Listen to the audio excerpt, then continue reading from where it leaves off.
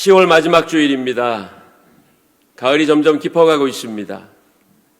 요즘 하늘을 보면 얼마나 이쁜지 몰라요. 하나님의 창조 섭리를 절로 찬양하게 됩니다. 가을 하늘만큼이나 높고 넓은 하나님의 사랑이 여기 모여 예배하는, 또 성전에 오지 못하고 가정에서 온난으로 예배하는 모든 삼양교회 가족들에게 충만하기를 원합니다. 우리 주위를 둘러보시면서 함께 인사하겠습니다. 푸른 하늘보다 더 푸른 당신의 미소를 보니 행복합니다. 주의 사랑으로 사랑합니다. 푸른 가을 하늘보다 더 푸른 당신의 미소를 보니 행복합니다. 주의 사랑으로 사랑합니다. 여러분들의 미소가 참 아름답습니다. 디모데전서 6장 11절부터 16절까지 본문을 바탕으로 오직 너 하나님의 사람아 라는 제목으로 설교합니다. 디모데서는 바울이 제자이며 동역자, 그리고 믿음의 아들 디모데에게 목회적 가르침을 주고자 쓴 편지입니다. 디모데서를 목회서신으로 분류합니다. 목회서신에는 3개가 있는데 디모데전서와 디모데후서, 디도서입니다. 목회서신은 교회를 지도하고 신앙을 가르치며 신자들을 진리로 이끄는 데 필요한 목회적 지침을 주기 위해 쓴 편지입니다. 목회서신은 바울이 로마 감옥에서 석방된 후 약 4년에서 5년에 걸쳐 집필됩니다. 옥에 갇혀 고난받고 있으면서도 바울은 늘 교회와 성도를 생각했습니다. 고난당하고 있는 자기의 처지보다 성도들이 당하고 있을 고난으로 인해 더 마음 아파했어요. 자기 안위보다 교회의 안위를 더 걱정했습니다. 목사들이 다 그런 것 같습니다. 며칠 교회를 비우게 되면 지금 예배는 잘 드리고 있을까? 몇 명이나 예배 나왔을까? 아픈 분은 없을까? 어려운 일을 만난 분들은 없을까? 하는 생각이 듭니다. 철든다고 하죠. 나이가 들고 목회 연수가 늘어날수록 어디 나가면 교회 걱정부터 듭니다. 젊었을 적엔 숨가쁜 목회 여정 중 며칠 교회를 떠날 기회가 되면 그렇게 좋을 수가 없었어요. 물론 지금도 며칠간의 쉼은 목회에 활력을 주는 것도 사실입니다. 그러나 나이가 들고 보니 교회를 떠나 있는 게 편한 것만은 아니더군요. 나이가 들고 보니라고 말하고 나니까 여기 계신 원로 장로님들과 권사님들께 죄송하네요. 나이도 얼마 먹지 않은 목사가 나이가 들었다고 하니 참 막말이구먼. 죄송합니다. 그러나 저도 이제 목회한 지 한 30여 년째가 되니까 이제는 어디 가면 중견 목회자가 됐습니다. 목회자는 교회와 성도들을 생각하고 성도들도 교회와 교우들을 생각하며 목회자를 믿고 따를 때 사단의 권세가 교회를 흔들지 못합니다. 한 마음과 한 뜻, 한 비전을 품는 게 중요합니다. 같은 교회, 같은 공간 안에 있어도 서로 다른 곳을 바라보면 하나가 될 수 없지요. 바울은 고린도 교회를 향해 권면합니다. 고린도전서 1장 10절입니다. 형제들아, 내가 우리 주 예수 그리스도의 이름으로 너희를 권하노니 모두가 같은 말을 하고 너희 가운데 분쟁이 없이 같은 마음과 같은 뜻으로 온전히 합하라. 빌립보 교회를 향해서도 말합니다. 같이 읽읍시다. 마음을 같이하여 같은 사랑을 가지고 뜻을 합하며 한 마음을 품어. 삼양교회 전 성도들이 바울의 권면을 마음에 품기를 원합니다. 삶의 배경과 인생의 경험은 각자 다르지만 예수 안에 있는 우리는 하나입니다. 믿음이 하나이기에 우리도 하나입니다. 성령 안에서 연합했기에 우리는 하나입니다. 주의 거룩한 교회가 하나이기에 우리는 하나입니다. 믿습니까? 우리 함께 인사하겠습니다. 우리는 하나입니다. 삼양교회는 하나입니다. 우리는 하나입니다. 삼양교회는 하나입니다. 감사합니다. 고린도 교회가 4개의 분파로 갈라져 서로 갈등하고 있을 때 바울은 고린도전서 1장 13절에서 이렇게 말했습니다. 그리스도께서 어찌 나뉘었느냐? 바울이 너희를 위하여 십자가에 못 박혔으며 바울의 이름으로 너희가 세례를 받았느냐? 이렇게 책망하며 하나가 되라고 권면했습니다. 삼양교회는 원팀으로 하나가 되어 그리스도의 명령과 하나님의 뜻을 이루는 비전 공동체가 되기를 원합니다. 누구라도 이 공동체 안에 들어오면 삶의 소망을 얻고 살아갈 의미를 찾으며 아무라도 오면 환영받고 사랑받고 이쁨 받았으면 좋겠습니다. 그것이 우리 삼양교회가 됐으면 좋겠습니다. 이 편지의 수신자인 디모데는 루스드라 출신으로서 바울이 1차 전도 여행을 할 때 복음을 듣고 회심했습니다. 아버지는 헬라인이었고 어머니 유니게는 경건한 유대인입니다. 2차 전도 여행 시 바울과 동역하며 함께 선교했지요. 디모데전서 1장 2절에서 바울은 디모데를 믿음 안에서 참 아들 된 디모데라고 불렀습니다. 그리고 1장 18절에도 아들 디모데야 하며 사랑이 가득 담긴 뉘앙스로 부릅니다. 복음으로 깨우치는 일에 매진하라고 하면서 아직 나이가 젊은 디모데에게 이렇게 권면합니다. 디모데전서 4장 12절입니다. 누구든지 내 연소함을 업신여기지 못하게 하고 오직 말과 행실과 사랑과 믿음과 정절에 있어서 믿는 자에게 본이 되라. 디모데가 못 믿어서 하는 말이 아니었습니다. 사람들의 마음에 망령되고 허탄한 신화가 가득하기에 그렇습니다. 육체를 연단하는 일에는 골몰하나 경건에 이르는 훈련에는 게으르기에 하는 말입니다. 바로 사람들이 이렇게 어리석기 때문에 바울은 디모데에게 말한 것입니다. 성도는 그리스도의 복음을 말하나 예수님을 알지 못하는 자들은 세속적 복락만을 쫓습니다. 성도는 영원한 구원을 바라보나 세상은 찰나의 쾌락을 추구합니다. 그렇기에 인간의 언어로는 세상과 소통할 수 없습니다. 세속적 언어와 복음의 언어가 서로 다르기 때문이지요. 마치 나는 한국어로 상대편은 아프리카 스와힐리어로 말하는 상황과 비슷한 겁니다. 바울은 고린도전서 2장 4절에서 이렇게 말했습니다. 내 말과 내 전도함이 설득력 있는 지혜의 말로 하지 아니하고 다만 성령의 나타나심과 능력으로 하여. 전도할 때 피해야 할 것 중에 하나가 논쟁하는 일입니다. 나름대로는 하나님의 존재를 증명하여 설명해 보겠다고 애를 씁니다. 그러나 지식적으로 접근하면 할수록 이상한 방향으로 흘러갑니다. 복음에 대해서 알지도 못하고 인정하려고도 하지 않는 사람에게 아무리 논리적으로 말해봐야 아무 소용이 없는 거예요.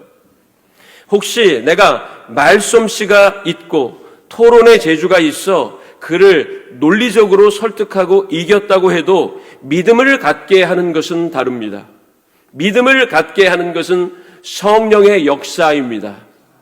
복음은 그런 식으로 전해야 합니다.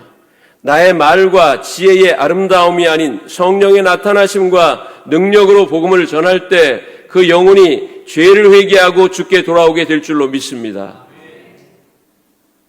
제가 젊었을 적에 대구에 가서 한 전도팀과 전도한 적이 있습니다. 2달여간의 긴 준비를 마치고 전도팀과 함께 내려갔습니다. 대구백화점 앞에서 찬양 집회를 끝낸 후에 각자 전도지를 들고 거리로 나갔습니다. 영남 지역은 불교세가 강하잖아요. 누구를 붙잡고 전도할까 사방을 두리번거렸는데 만만하게 보이는 사람이 없더군요. 다들 표정이 굳게 굳은 채 우리는 거들떠도 보지 않았습니다. 전도 후에 모여서 결과 보고를 하고 간증해야 하기 때문에 빈손으로는 갈 수가 없었어요. 그러나 아무리 헤매고 또 찾아보아도 제가 전도할 만한 사람을 찾지를 못했습니다. 시간은 점점 흘러가고 있는데 한 명에게도 복음을 전하지 못했어요. 그러다가 한 공원으로 갔습니다. 거기에 벤치에 고등학생으로 보이는 여학생 2명이 앉아 있는 거예요. 만만해 보였어요. 축제 끝났다. 저 여학생들에게 전도하면 되겠다. 오늘 타겟은 쟤네들이다. 하고는 다가갔습니다. 그리고 이렇게 말을 꺼냈습니다. 사형리를 아십니까? 그랬더니 탁 쏴붙여요. 모르는데요? 그게 뭔데요? 잠깐 이것을 읽어줘도 될까요? 그러자 또 톡 하고 쏴붙입니다. 아, 전도하시려고요? 우리 하나님 같은 거 안 믿어요. 우리 말고 다른 사람에게 전하세요. 아이, 그래도 잠깐이면 되는데 시간 좀 내주세요. 안 듣는다니까요? 정말 이상한 사람이네. 하나님이 어디 있어요? 지금 당장 보여주시면 제가 믿을게요. 얼마나 날카롭게 쏘아붙이는지 제가 더 이상 말을 이어가지를 못했습니다. 쭈뼛쭈뼛 하다가 그곳을 떠날 수밖에 없었어요. 대실패였던 거지요. 만만해 보이는 여학생들에게 된통당하고 말았습니다. 전도는 만만한 사람에게 하는 게 아니에요. 제가 그걸 알았습니다. 내 말을 잘 들어줄 것 같이 보이는 사람에게 전하는 게 아닙니다. 골라가며 하는 게 전도가 아니에요. 성령께서 가라시면 골리앗에게라도 가는 겁니다. 그게 믿음의 사람입니다. 그것이 믿음의 담대함입니다. 오늘 예배 마치고 오늘 전도 티슈 가지고 가는 날이잖아요. 5개씩 가지고 가다가 제일 세게 보이는 사람에게 전달해 주시기 바랍니다. 만만해 보이는 사람이 아니에요. 제일 세게 보이는 사람. 내가 티슈를 줘도 안 받을 것처럼 보이는 사람에게 전도 티슈를 나눠주는 겁니다. 약속하십시오. 저처럼 만만한 사람에게 갔다가는요, 된통당합니다. 전도는 그렇게 하는 게 아니거든요. 바울은 오늘 본문 11절에서 디모데를 이렇게 부릅니다. 오직 너 하나님의 사람아. 오늘 우리가 읽은 첫 구절에 나옵니다. 디모데를 뭐로 불렀어요? 하나님의 사람으로 불렀습니다. 따라해 봅시다. 하나님의 사람. 하나님의 사람으로 불렀어요. 본문에서는 디모데가 하나님의 사람이지만 이것은 믿는 우리 모두에게 하는 말입니다. 하나님의 사람이 누구인가요? 하나님께 속한 자라는 의미입니다. 또 하나님을 따르는 자라는 의미도 있겠죠. 다른 말로는 하나님을 경외하는 자, 하나님을 사랑하는 자라는 의미일 겁니다. 바울은 디모데를 하나님의 사람으로 불렀습니다. 저도 삼양교회 성도님들을 하나님의 사람으로 부르고 싶습니다. 여러분들은 하나님의 사람들이십니다. 함께 인사하겠습니다. 당신은 하나님의 사람입니다. 당신은 하나님의 사람입니다. 여러분은 하나님의 사람입니다. 부인할 수 없는, 거부할 수 없는 하나님의 사람임을 명심하십시오. 하나님의 사람들이 자기 정체성이 부족해요. 하나님의 사람인 걸 자랑스러워하지 않습니다. 하나님의 사람이 가진 능력이 얼마나 큰지를 자각하지 못해요. 그래서 폐잔병처럼 삽니다. 루저처럼 숨기에 굽급합니다. 물질 뒤에 숨어 자기의 실패를 만회하려고 합니다. 권력 뒤에 숨어 자기의 비천함을 채우려고 합니다. 인기에 영합하여 자기의 외로움을 극복하려고 합니다. 지식의 힘으로 자기의 어리석음을 감추려고 해요. 그러나 그런다고 다 되는 걸까요? 그런다고 행복해질까요? 마크 트웨인의 아동소설 왕자와 거지를 알 겁니다. 톰은 알코올 중독자 아버지 밑에서 태어나 우팔가의 빈민가에서 살고 있었고, 에드워드 6세는 헨리 8세 아들로 태어나 궁정에서 왕자로 자라났습니다. 공교롭게도 같은 해, 같은 날 태어났고 외모도 매우 흡사했어요. 우연하게 둘은 만나게 됐고 장난기가 발동된 에드워드는 톰에게 옷을 바꿔 입자고 제안합니다. 그날 이후 둘의 운명은 순식간에 뒤바뀝니다. 문지기는 거지 옷을 입은 에드워드를 보고 매를 때리며 내쫓습니다. 반면 왕복을 입은 톰을 에드워드라고 착각한 궁중 사람들은 톰에게 왕자의 예우를 하기 시작해요. 자기는 왕자가 아니라고 아무리 해명해 보아도 정신이 이상해졌다고만 생각하지 아무도 믿지 않았습니다. 에드워드는 에드워드대로 자기는 왕자이고 왕궁으로 돌아가야 한다고 아무리 말했지만 술에 취한 아버지는 아들을 알아보지 못하고 흠씬 두들겨 팹니다. 우여곡절 끝에 자기의 신분을 찾기는 찾았습니다. 그러나 서로의 신분이 뒤바뀐 동안에 그 고생과 어려움은 이루 말로 다 알 수가 없는 거였습니다. 신분을 잃으면 행복할 수 없는 거예요. 하나님의 자녀가 하나님 자녀의 신분을 망각하고 세속적인 것으로 살려고 한들 행복하겠습니까? 톰은 비록 가난했어도 자기 집에 있는 게 행복이었고, 에드워드도 지루하고 형식적인 궁중 생활의 감옥에서 잠시 해방감을 느껴보았어도 왕자의 신분으로 사는 게 행복이었던 겁니다. 우리는 하나님의 사람들이에요. 그것을 잊어버리면 안 됩니다. 그것을 잊어버리면 방만한 삶으로 전락합니다. 방탕하게 됩니다. 죄에 빠져 멸망하게 됩니다. 바울은 디모데에게 오늘 본문을 통해 분명하게 말합니다. 너 하나님의 사람아. 사명교회 성도들도 이 음성 듣기를 원합니다. 오늘 본문을 통하여 하나님의 사람이 해야 될 네 가지를 말씀을 드리는데, 네 가지 명령어를 통하여 말씀을 드립니다. 피하라, 지키라, 싸우라, 따르라. 이 네 가지 명령어를 통해서 오늘 여러분들께도 교훈하고자 합니다.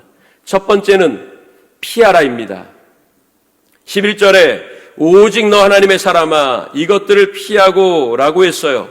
무엇을 피하라고 합니까? 6장 3절에서 10절까지에서 찾을 수 있습니다. 4절 5절을 한번 읽어보겠습니다. 시작. 그는 교만하여 아무것도 알지 못하고 변론과 언쟁을 좋아하는 자니 이로써 투기와 분쟁과 비방과 악한 생각이 나며 마음이 부패하여지고 진리를 잃어버려 경건을 이익의 방도로 생각하는 자들의 다툼이 일어나느니라. 이것들을 피하라는 겁니다. 교만, 변론, 언쟁, 투기, 분쟁, 비방, 악한 생각, 마음의 부패, 진리의 상실, 다툼, 이 10가지 것들을 피하라고 바울은 말합니다. 또 9절, 10절을 읽겠습니다. 함께 읽겠습니다. 부하려 하는 자들은 시험과 올무와 여러 가지 어리석고 해로운 욕심에 떨어지나니 곧 사람으로 파멸과 멸망에 빠지게 하는 것이라.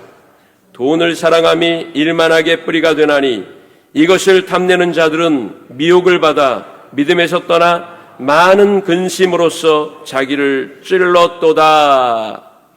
여러분, 돈을 사랑함이 1만 가지 악의 원인이 된다고 말하며 돈을 사랑하는 탐욕을 피하라고 바울은 말하고 있습니다. 하나님의 사람은 이런 것들을 멀리해야 합니다. 절대적으로 피해야 합니다.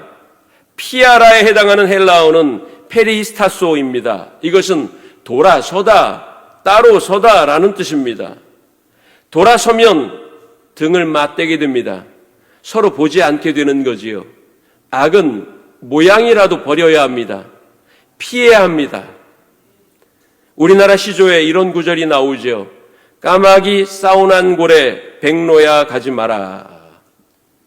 정몽주의 어머니가 아들을 생각하며 쓴 시조입니다. 아들이 정쟁에 휘말려 위험에 처할까 봐 걱정하는 마음을 담은 시조가 바로 이 시조입니다. 또 한자 사자성어 중에 근묵자흑이라는 말이 있지요. 먹을 가까이 하면 검게 변한다는 겁니다.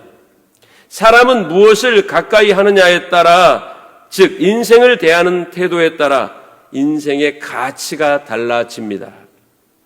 하나님의 사람으로서 가까이 하지 말아야 할 것들은 피하고 가까이 할 것은 버타는 성도들이 되시기를 바랍니다.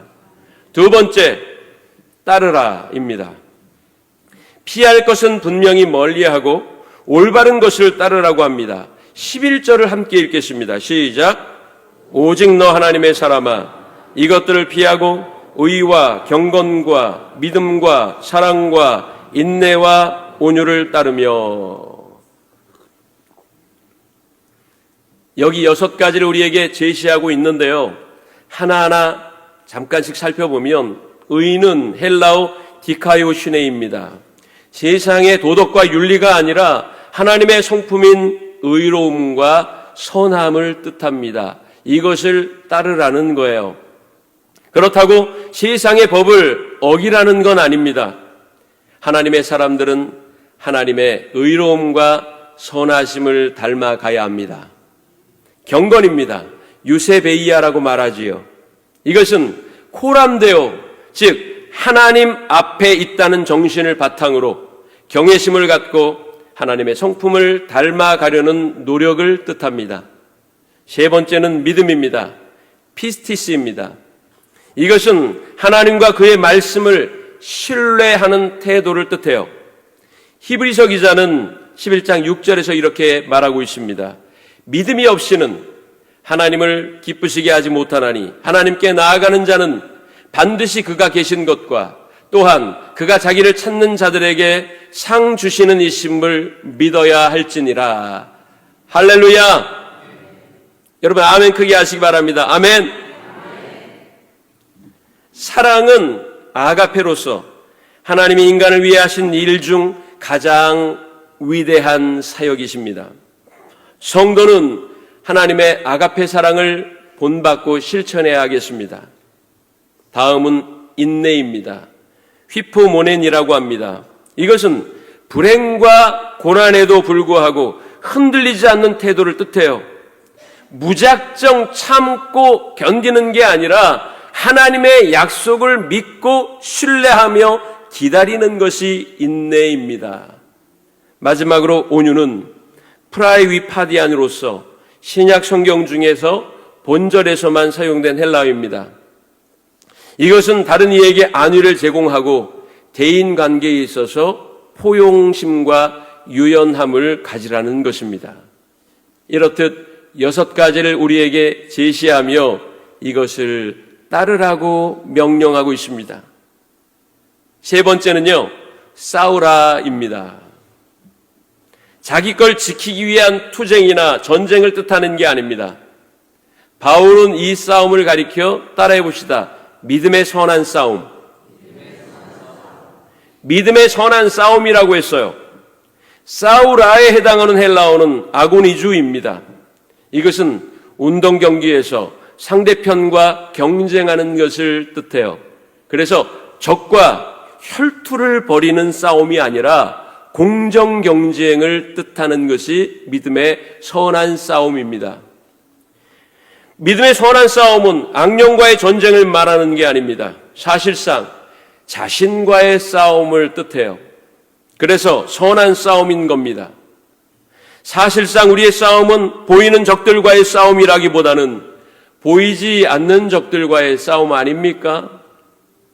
바울은 에베소서에서 싸움의 실체에 관하여 우리에게 이렇게 알려줬어요. 에베소서 5장 12절입니다.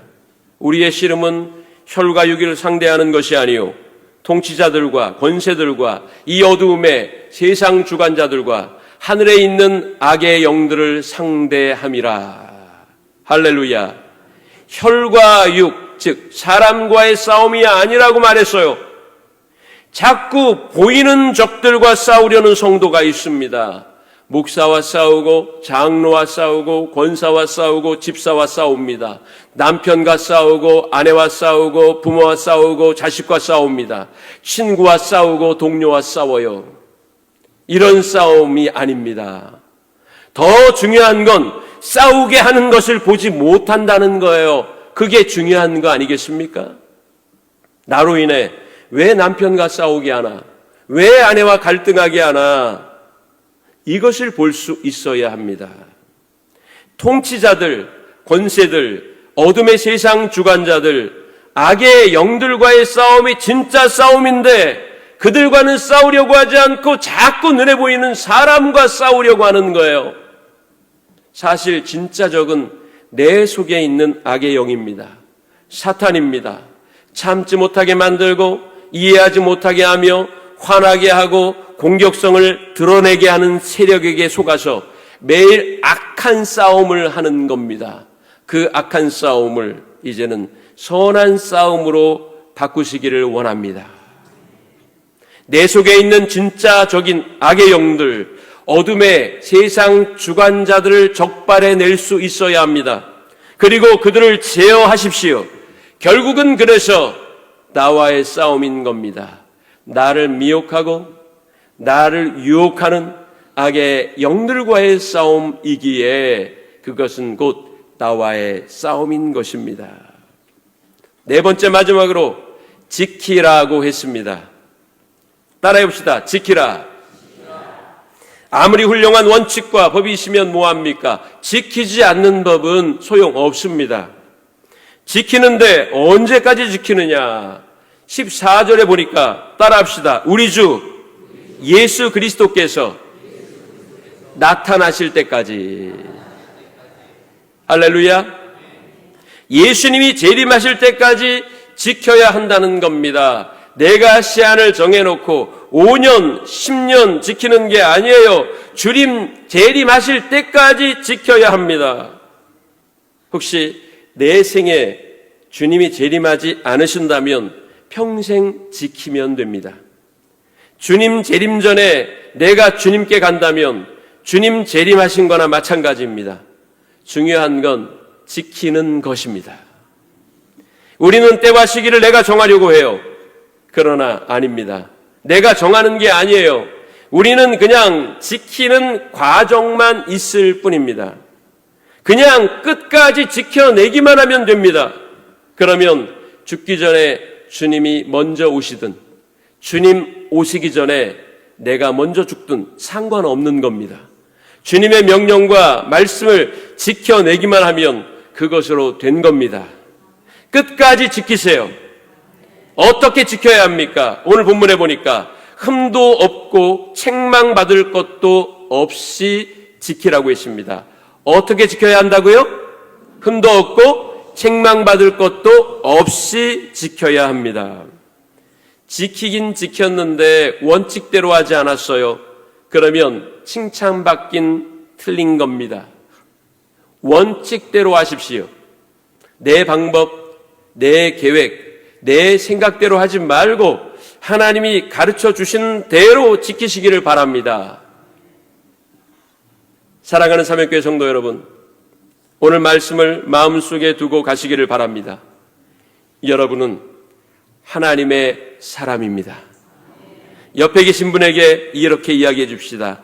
당신은 하나님의 사람입니다. 오늘 말씀드린 네 가지를 잘 행하십시오. 피하라, 따르라, 싸우라, 지키라. 우리 복습해 볼까요? 피하라, 따르라, 싸우라, 지키라. 할렐루야. 그러면 주님 만나는 날 여러분 분명 칭찬과 면류관을 얻게 될 것입니다. 할렐루야.